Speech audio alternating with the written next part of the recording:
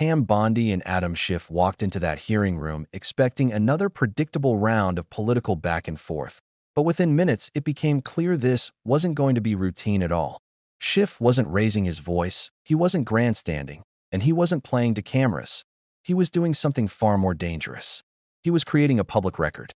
A record of every unanswered question, every refusal, every moment the nation's top law enforcement official chose silence over accountability. And the longer Bondi stayed quiet, the louder that silence became. Madam Chair, Attorney General Bondi, at your confirmation hearing in January, made a clear commitment you would not politicize your position. We are here today at your first oversight hearing 9 months into your tenure, at a time when hundreds of career prosecutors have quit because they were required to take unethical actions at odds with that promise, or feared that they would have to take such actions if they remained on the job. When over 1,000 former federal prosecutors have sounded the alarm about the unprecedented degree to which the powers of DOJ are being abused to go after the president's enemies. I approach this hearing with a heavy heart. As a former federal prosecutor myself, I served in a department that, whether it was under a Democratic or Republican president, would never use the office to go after the president's enemies or to hide the corruption of his friends. But today, the Justice Department has been used to cover up the possible corruption of the mayor of New York or of a high-level administration official taking $50,000 reportedly in cash in a bag, or a child sex predator who befriended the president and some of his cabinet members. And instead of preventing partisan weaponization, your department has engaged in a brazenly political prosecution at the president's explicit direction. The department has become President Trump's personal sword and shield to go after his ever-growing list of political enemies and to protect himself, his allies, and associates. My questions therefore focus on these two themes: hiding the corrupt acts of his friends and prioritizing the political prosecution of his enemies. So let me start with the shocking allegations of bribery and pay to play. 2 weeks ago, 4 major media outlets reported that Tom Homan, the president's top deportation official working in the White House, took $50,000 in cash in a bag from undercover FBI agents in September 2024, just over a year ago. According to these reports, Homan indicated he would facilitate securing contracts in exchange for money once he was in office in a future Trump administration. Reportedly, this exchange was caught on tape. Rather than pursue this investigation without fear or favor, the department and the FBI under your leadership or that of your predecessor before you confirmed quietly shut it down. Once news broke, your deputy and FBI director issued a joint public statement confirming that the Trump administration closed the investigation. White House Press Secretary Caroline Leavitt denied Homan took the $50,000, telling a reporter, quote, "Mr. Homan never took the $50,000 that you're referring to, so you should get your facts straight." So today I hope you can help us get our facts straight. Was that true, what the White House press secretary said when she denied Homan took the money? Did he take the money? Senator Schiff, as I stated earlier, I was not in office. I was not confirmed when that was handled. So does that mean Deputy Attorney General Blanche and Director Patel said that there was no evidence that Tom Homan committed a crime. Yet now you're putting his picture up to slander him. No, I'm putting his picture up showing an interview he gave with, I think, Fox, in which he was asked explicitly about these allegations that he took a $50,000 bribe, and he refused to answer. He said he didn't answer the question whether he took the money, so I'm asking you the question. Did he take the money? Senator Schiff, I answered that question multiple times. And frankly, you know... Well, I don't think, with respect, I don't think you did. But in case I just didn't hear you, what is the answer? Did he take the money? Senator Schiff, that happened prior to my confirmation as Attorney General. Do you know, I said that. Do you know, sitting here, whether he took the money? All I know is that Deputy Attorney General Todd Blanche and FBI Director Patel said there was no case. And Caroline Leavitt is one of the most trustworthy human beings I know. So And, was she? Senator Schiff, if you right? worked for me, you would have been fired because you were censured No, by Congress for lying with your we can egregious stipulate to, you can stipulate to all your personal attacks on the Democratic members of the committee. personal attacks. You've been attacking my FBI director. You've been attacking my office. You've been attacking. What we're interested in. Borders are. What we're interested in is the answer to these oversight questions. You want your You were asked by my colleague. You were asked by my colleague. Attacking good people. Regular order, Madam Chair, so I can ask a question. You were asked by my colleague from Vermont whether you will support providing a video or audio tape, if it exists, of Mr. Holman taking $50,000 in bribe money from the FBI. Will you support a request by this committee to provide that tape or tapes to the committee? Yes or no? Senator Schiff, you can talk to Director Patel about that. Well, I'm talking to you about it. You're the Attorney General. This will be your decision. Will you support? You don't have to tell me what is my decision and what is not my then- decision. I and said and you can talk have to Director and you Patel. don't have to try to. You think you you've don't got a have gotcha to- with Tom Home and our Excuse me, borders are, excuse me, you who's don't have- been out there excuse me. fighting for our country Madam since Chair, Donald Trump took office. I'm trying to ask you a question. Regular order, please. And you don't have to defer to the FBI director to pass the buck. So I'm asking you, will you support a request so that the committee, or indeed I believe the American people, should be able to see that video or audio tape? Will you support that request? Will you apologize to Donald Trump So for I trying guess to I impeach guess the him answer is you won't support that after request. you now know that So Joe let Biden me- tried let to me cover up do Hunter this. Biden's involvement with Excuse Ukraine? me. Let me do this because I think it's valuable that the American people get a sense of what you've refused to answer today. So these are just some of the questions you refused to answer, or have answered with personal attacks on members of this committee. You were asked whether you consulted with career ethics lawyers, as you promised you would do during your nomination hearing, when you approved the president receiving a $400 million gift from the Qataris. You refused to answer that question. You were asked who or what role you may have played, or who played the role in asking that Trump's name be flagged in any of the Epstein documents gathered by the FBI. You refused to answer that question. You were asked whether Holman kept the $50,000 bribe money. You refused to answer that question. You were asked whether Holman paid taxes on the $50,000 bribe money. You refused to answer that question. You were asked, did career prosecutors find insufficient evidence to charge James Comey? You refused to answer that question. You were asked, how are military strikes on these boats in the Caribbean legal? And you refused to even answer that question. You were asked, a law degree, excuse Senator me, Schiff? excuse me. You were asked, did you discuss indicting James Comey with the president? You refused to answer that question. You were asked, did you approve the firing of antitrust lawyers who disagreed with the Hewlett-Packard merger? You refused to answer that question. You were asked whether you support a restoration fund for violent insurrections to attack the Capitol on January 6th. You refused to answer that question.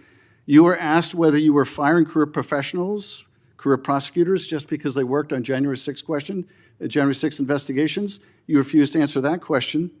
You were asked by my California colleague whether you believe government officials, like immigration officials, have to abide by court orders. You wouldn't even answer that question. This is supposed to be an oversight hearing. Oversight? Excuse me, you can attack me after my time is over. You've attacked all of us, including President Trump, for your entire career. You can attack me later, and I know you've got plenty of canned attacks. We've heard them all day today. Canned attacks on you? This is supposed to be... No one needs a canned attack on you. Regular order, Madam Chair. I'm trying to speak. This is supposed to be an oversight hearing of the Justice Department. And it comes in the wake of an indictment called for by the president of one of his enemies. This is supposed to be an oversight hearing, and it comes in the wake of revelations that a top administration official took $50,000 in a bag, and this department made that investigation go away. This is supposed to be an oversight hearing when dozens of prosecutors have been fired simply because they worked on cases investigating the former president. This is, and now what the current president. What about the fires in California? And Do you this care is about that, supposed to Senator be, Schiff? this is supposed to be an oversight hearing in which members of Congress can get serious answers to serious questions about Are the riots in LA serious? About the cover-up of corruption, about the prosecution of the president's enemies. And I think you owe the president an apology. When will it be your entire career, frankly. that the members of this committee on a bipartisan basis demand answers to those questions and refuse to accept Clearly you're a failed lawyer because you don't understand when someone can and cannot answer a question. Refuse to accept personal slander as an answer to those questions. Personal slander? With Will that, you Madam Chair, apologize to Donald I yield Trump back. for slandering him? Personal slander. Senator Benton. May I ask unanimous consent, Madam Chair, to introduce into the record the statement of 1,000 former Justice Department officials who warned that the Comey indictment is a democracy-threatening abuse of power. May I also request unanimous consent for the introduction into the record of 282 former career officials at the Justice Department raising an alarm who were voluntarily or involuntarily forced to leave the department because of improper actions taken by the Department of Justice. May I introduce, with unanimous consent, the Justice Department manual that talks about when initiating and declining charges are subject to impermissible considerations. And finally, Madam Chair, may I introduce the letter from Michael Ben-Ari, a career counterterrorism prosecutor, DOJ, a letter he nailed to his door, which concludes by urging officials to do the right thing for the right reasons, to follow the facts and the law, and raises the alarm that the decision to remove experienced career officials from U.S. attorneys' offices, the FBI, and critical parts of DOJ undermines our country's abilities to counter terrorist organizations, malign nation-state actors, and countless others that seek to harm our nation and its citizens.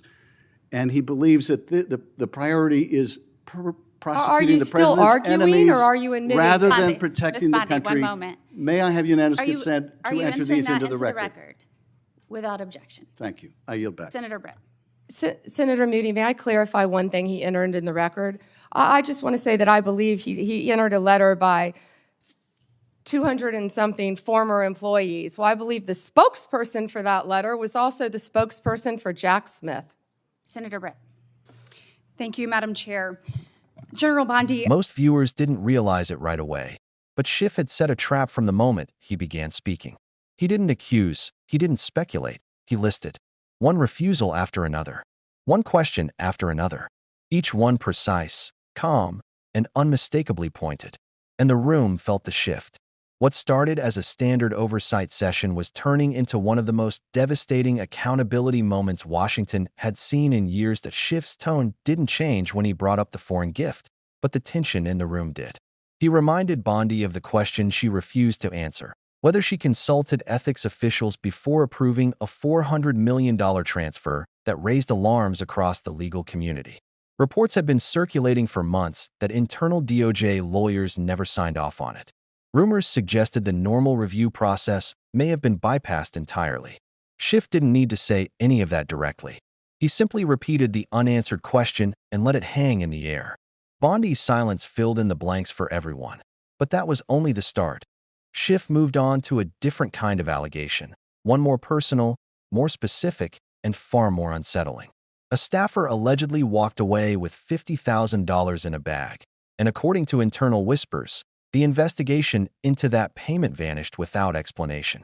Schiff wasn't waving documents around or shouting accusations. He was asking the most basic questions imaginable. Was the money kept? Was it taxed? Was it investigated? And every single answer was met with the same wall of silence. This wasn't a policy dispute. This was about whether the country's chief law enforcement office was willing to explain why a case involving cash, secrecy, and potential corruption disappeared without a trace. Schiff didn't need to raise his voice. The unanswered questions did that for him. Then he widened the lens. The room grew even quieter when he spoke about the prosecutors removed after working on high-profile federal cases. Dozens of career attorneys, some with decades of service, were suddenly gone. Former officials had been warning about a chilling atmosphere inside the department, one where loyalty mattered more than law, and where disagreeing with leadership carried a cost. Those warnings weren't coming from political operatives. They were coming from people who had dedicated their lives to federal service. Schiff didn't describe the pattern. He demonstrated it.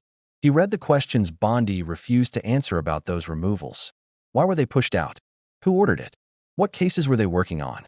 Why were national security experts suddenly reassigned or pressured to leave? Silence. Every time. But Schiff wasn't finished.